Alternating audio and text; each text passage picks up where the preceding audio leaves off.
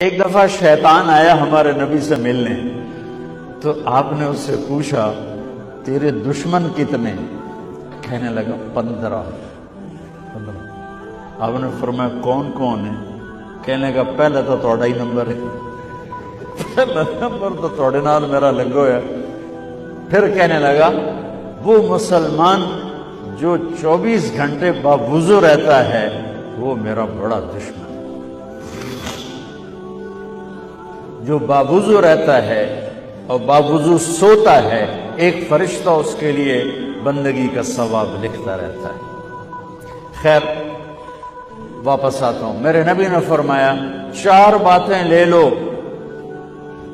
اور دنیا بھی تمہاری آخر، ساری PIA زندہ ہو جائے گی، ساری اکانومی زندہ ہو جائے گی، ساری معیشت زندہ ہو جائے گی، 5 بھی نہیں، ایک انگلی بھی آپ نے نیچے کر دی، کہیے بس اتنی لے لو۔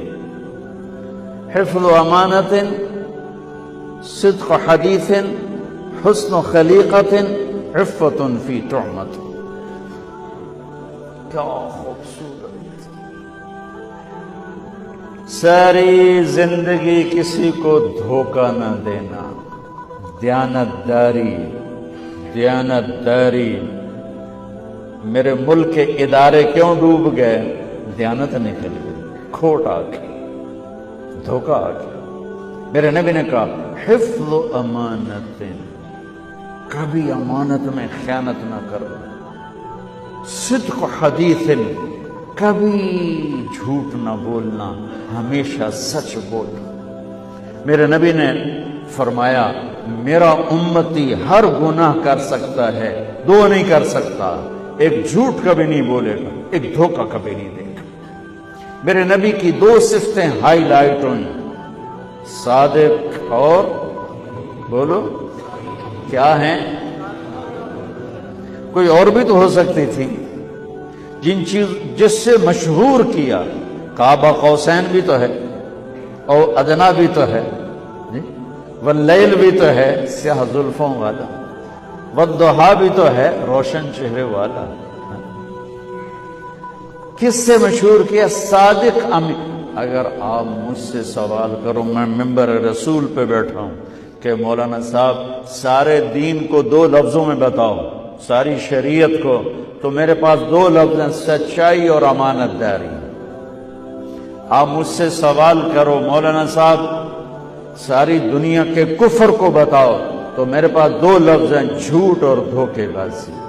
جھوٹ اور خیانت، پوری دنیا کا کفر ان کے اندر چھپا ہوا ہے، سچائی اور دیانتداری، پوری دنیا کا اسلام اس کے اندر چھپا ہوا ہے۔ دیانت اور سچائی یہ بیج کی طرح ہے، اور پورا اسلام پھر باغ بن کے پھلتا پھولتا ہے۔ جھوٹ اور دھوکہ یہ بھی بیج کی طرح ہے، پھر اس سے کفر کا جنگل کانٹوں بھرا جنم لیتا ہے۔ میرے معاشرے سے جھوٹ نکل جائے، دھوکہ نکل جائے، یہ پاکستان جنت کا ٹکڑا ہے۔ یہ حکومت کے بس کا نہیں ہے کہ وہ سب کو سچ بلوائے، یہ مجھے کرنا ہے، میں نے اور آپ نے اس کو شروع کرنا ہے۔ حضرت جریر بن عبداللہ یہ یمن کے شہزادے تھے، آخری حج پہ مسلمان ہوئے، اپنے نوکر سے فرمایا گھوڑا خرید کے لا، میں پیسے یہاں پیمنٹ کروں گا۔ وہ منڈی میں گیا، 300 روپے کا گھوڑا لے کر آیا۔ جب انہوں نے گھوڑوں کو دیکھا تو وہ قیمتی تھا، مالک کو پتہ نہیں تھا، اور یہ گھوڑوں کی نسل کے پہچاننے والے اس سے کہنے لگے تیرے گھوڑے کے 400 کر دوں؟ کر دوں؟ بڑا حیران ہو کے دیکھنے لگا، آپ تو مجھے چیز خریدنی ہے تو میں گھٹاتا ہوں، اور اجمل نے بیچنی ہے تو یہ اس کی قیمت بڑھاتا ہے، اور یہاں خریدار کہہ رہا ہے 400 کر دوں؟ وہ کہنے لگے کر دوں۔ اور 500 کر دوں؟ کہنے لگا کر دو۔ 600 کر دوں؟ اور وہ تھوڑا گھبرانے لگا، بھئی یہ چکر کی ہے۔ 700 کر دوں؟ 800 کر دوں؟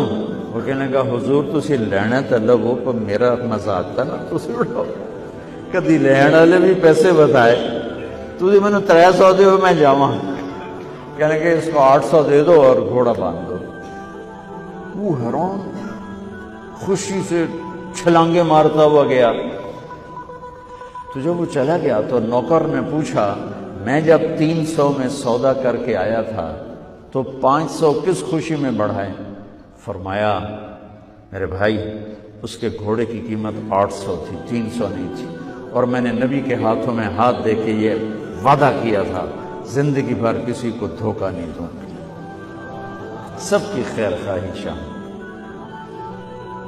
تو بھائیو میرے اداروں میں کس ٹیلنٹ کی کمی نہیں صلاحیتوں کی کمی نہیں دیانت کی کمی ہے قوت عمل کی کمی نہیں سچائی کی